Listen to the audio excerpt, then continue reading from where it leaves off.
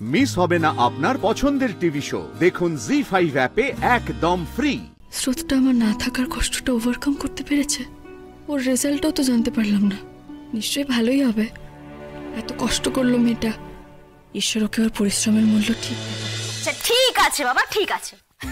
দিদি ভাই, সব তো প্ল্যানিং হলো, কিন্তু আমাদের তো শপিং এ যেতে হবে। হ্যাঁ ঠিক কথা বলেছো। শোনা বৌদি, কি বলছি, বা শপিং তো এখানে করা যাবে না। এখানে কি শপিং করবে বলো? তার থেকে এক কাজ করো, বড় তুমি আর গীতা মিলে কালকে কলকাতা চলে যাও, গুছিয়ে অ্যানিভার্সারি শপিং করো। আর তোমরা? আরে আমি কি ওরকম যেতে পারি নাকি হট করে? আমার কালকে কাজ আছে, আমার হবে না। এই আমিও কালকে বেরোতে পারবো না, কালকে আমারও কাজ আছে। আর আমি বলছিলাম কি, এই বাবা মায়ের জিনিসের সঙ্গে কিন্তু অনামিকারও জিনিস কেনা উচিত, কারণ ওর কিন্তু ভালো অকেশনে পড়ার মতো কিচ্ছু নেই। নেই তো কি হয়েছে, ওর জন্য কিনে নেব, ও তো যাবে কালকে আমাদের সঙ্গে।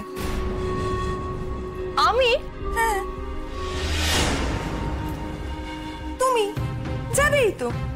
দোকানে যেতে কি অসুবিধা অনামিকা? না, ওখানে তো আর কেউ তোমাকে তোমার অতীত নিয়ে প্রশ্ন করবে না। তাহলে কি দাঁড়ালো? কালকে আমাদের মিশন হলো শপিং। ভীষণ এক্সাইটেড দিদি ভাই। আমরা কিন্তু নিজেদের জন্য অনেক কিছু কেনাকাটা করবো। প্রচুর। রঞ্জন, টাকা দিতে হবে কিন্তু বেশি করে। এই শুরু হয়ে গেল জ্ঞান জ্ঞান।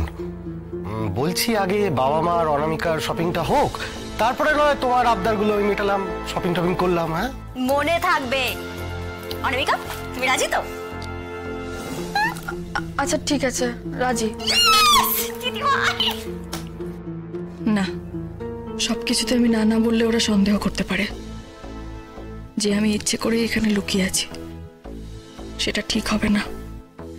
আর এত বড় কলকাতা শহরের একটা মার্কেটে গেলে কে দেখবে আমাকে? আমি যাব।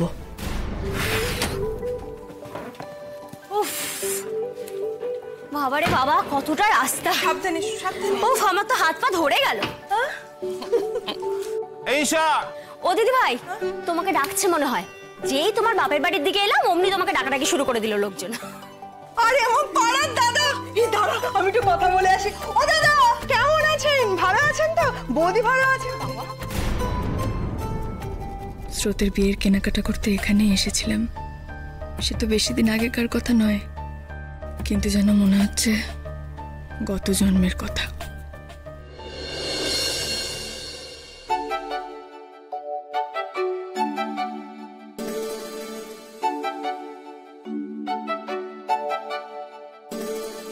কি রে, গাড়িতেই বসে থাকবি নাকি? নাম গাড়ি থেকে। আমি গাড়িতেই বসে থাকি না, তুই আর অনির্বাণদা যা কেনাকাটি করে আয়। মানে সে কি, যার জন্য শপিং করতে আসা সেই গাড়ি থেকে নামবে না? রাইট? লিটল সিসের কেসটা কি বলো তো? কেস কিছু না, অভিমান হয়েছে। তাই যে এত গাল ফুলিয়ে বসে থাকার মতো এমন কি হয়েছে শুনি? দিদি ভাই, তুই ওই লোকটার জন্য শপিং করতে এসেছিস, যখন আমাকে কেন নিয়ে এলি বলতো? এই যে ম্যাডাম, যে লোকটার কথা আপনি বলছেন সেই লোকটা কিন্তু আপনারই বর, বুঝেছেন? অত বর বর করো না তো, উনি এখন আমার বর হননি। আর আমার তো ইচ্ছে করছে এখান থেকে পালিয়ে যেতে। আচ্ছা, আমার তো কোনো কালে এই ঘোরা ফেরা কেনাকাটি পছন্দ নয়, তুই তো জানিস দিদি ভাই। আরে বাবা, জানি জানি, খুব ভালো করে জানি, কিন্তু এখন তো সেসব বললে চলবে না। তুই নাম তো শিগগির আগে গাড়ি থেকে, নাম নাম, এক্ষুনি নাম।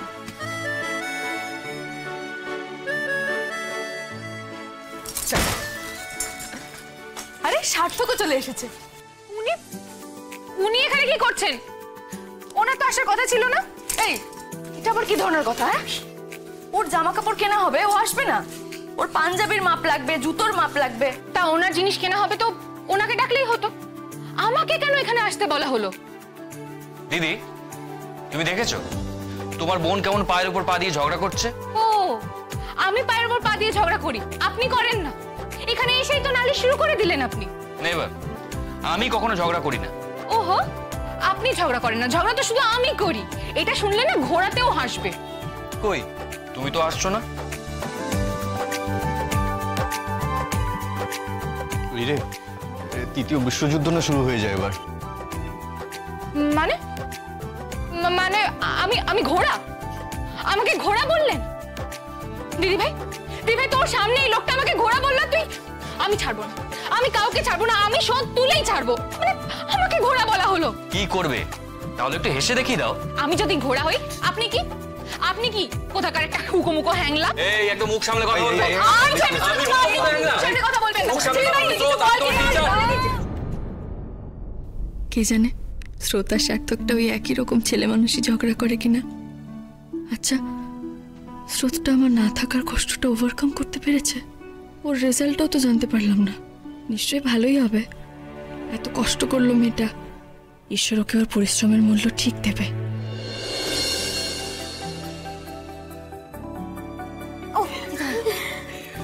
কতদিন পর দেখা হলো জানিস তো, কি যে ভালো লাগছে না। বাড়ি যাবে নাকি? খুব ইচ্ছে করছে রে। ওর আবার কি হলো? এই অনামিকা, কি ভাবছো? আর বলো না দিদি ভাই, গাড়ি থেকে নেমে ম্যাডাম একদম ভাবনায় হারিয়ে গেলেন। ও অনামিকা, তোমার এই জায়গাটা চেনা চেনা লাগছে না, আমি সেটাই বোঝার চেষ্টা করছি, যদি চেনা লাগে। তাহলে কি আমরা একটা কাজ করব, দোকানে ঢোকার আগে এই জায়গাটা একটু ঘুরে দেখি? চলো আমরা বরং আগে শপিংটা করে নিই, তারপর না হয় ঘুরে দেখা যাবে। তাড়াতাড়ি তো আবার বাড়িও ফিরতে হবে, শুধু শুধু দেরি করে লাভ কি? হ্যাঁ ঠিক আছে, চলো চল চল চল। কি ব্যাঙ্গালোর যাওয়াটা ডিসাইড করে ফেলেছিস? হ্যাঁ, মোটামুটি আমি খোঁজ খবর নিয়েছি। ওখানে কলেজটা অনেক বড়, প্রফেসররা অনেক বেশি কোয়ালিফাইড। আমার মনে হয় ওখানে আমি অনেক বেশি স্কোপ পাবো। বাপি, আমি যদি ওখান থেকে এমডি বা এমএস করি, তাহলে যে এক্সপোজারটা পাবো সেটা আমি এখানে পাবো না। তোর এই কথাটা আমি মানতে পারলাম না। এখান থেকে এমএস এমডি করে অনেক ছেলে মেয়ে বাইরে গেছে, ভালো ভালো জায়গায় গেছে। আর তুইও তো এতদিন এখানকার প্রফেসরদের কাছেই পড়ে এলি, ভালোই তো রেজাল্ট করেছিস। হ্যাঁ, আমি সেটাও স্বীকার করছি না, কিন্তু বাবা, ও যখন বাইরে যাওয়াটা প্রেফার করছে, তখন তুমি কেন সেটা করতে বাধা দিচ্ছ? আমি তো কথাটা ওর সঙ্গে বলছি, তোমার সঙ্গে তো নয়। ওর প্রেফারেন্স যেটা, তার কারণটা আমি জানতে চাইছি। এটাকে ডিসকাশন বলে, আলোচনা, বাধা দেওয়া বলে না। একদমই তাই, তাতে বেশি কথা না। আর স্রোত, আমিও বুঝতে পারছি না, জানিস তো, তোর এই মুহূর্তে কলকাতা ছাড়ার দরকারটা কি? আরে বাবা, আমাদের কথা না হয় তুই ছেড়ে দে, কিন্তু তোর বাড়ির কথাটা তো একবার ভাববি। দিদিটা এখনো পর্যন্ত নিখোঁজ, বাড়ির পরিস্থিতি এখনো ঠিক হয়নি। আর তুই তুই এরই মধ্যে এই মুহূর্তে বলছিস তুই নাকি কলকাতা বাইরে চলে যাবি। তোর মায়ের মনে কতটা আঘাত লাগবে বলতো? আমি জানি পিসিমণি, আমার সিদ্ধান্তটা এই মুহূর্তে স্বার্থপর মনে হতে পারে, কিন্তু বিশ্বাস করো, আমি এভাবে এখানে থাকতে পারছি না। আমি একেবারে অন্য পরিবেশে, অন্য জায়গায় চলে যেতে চাই, সবকিছুর থেকে দূরে চলে যেতে চাই। জি5 ডাউনলোড করুন আর সব এপিসোড দেখুন একদম ফ্রি।